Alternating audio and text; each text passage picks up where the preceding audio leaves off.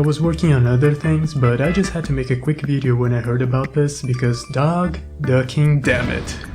Can't Republicans make just one bit of research before spewing made up nonsense? Just take a look and see for yourself. And I'm a little shocked, I guess is what I would put it. It's called something called furries. If you don't know what furries are, it's where school children dress up as animals, cats or dogs, during the school day.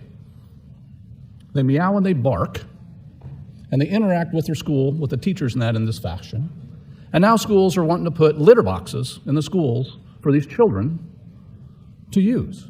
For those of you that don't know, that's Nebraska GOP State Senator Bruce Bostelman giving a speech about the supposed problem with furries in schools. Now, if you're less than 50 years old or could be bothered to type 5 letters in the Google search bar, you'll know that what he described are not furries. Furries are people who have a specific interest in anthropomorphic beings, characters with a mixture of human and animal traits. What he described are called Therians and fursuiters. Therians are those who identify as animals, and although there are some furries who are also Therians, they're only a minority. Those who wear these costumes that look like mascots or animals are called fursuiters.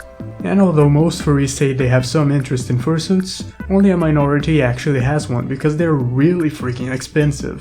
And fursuiters don't wear their costumes to school, but school children have the money to buy a fursuit anyways.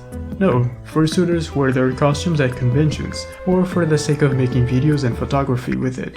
Really, this whole video is just an avalanche of misinformation, which isn't really all that surprising considering the media has never been great at covering the furry fandom. But Mr. Bruce here should probably have known better than to peddle these lies, because not only can you easily find info on furries online if you just look it up, you'll also find that this litter boxes in bathroom outrage is made up nonsense. Besides this story, if you search for furry litter box on Google, the first results will be of articles debunking these stories about schools supposedly putting litter boxes in bathrooms. Even the original claim by the state senator was nothing but a rumor from a Facebook post. Bostelman has sort of walked back his claims on furries, so we can only hope that with this and the plethora of articles debunking this litter boxes for furries scandal, that misinformation about furries will continue the downward trend that it was on before. Though I also wouldn't get my hopes up too much, because it wouldn't surprise me if furries became the next big thing in the culture wars. If some conservative journalist can find just one kid who does, quote, identify as an animal for whatever reason, I'd be willing to bet that right-wing outlets would cling to that story and blow it out of proportion immediately. These recent debacles show that it's so easy to spread misinformation about furries, and older people who aren't that familiar with us will still fall for it.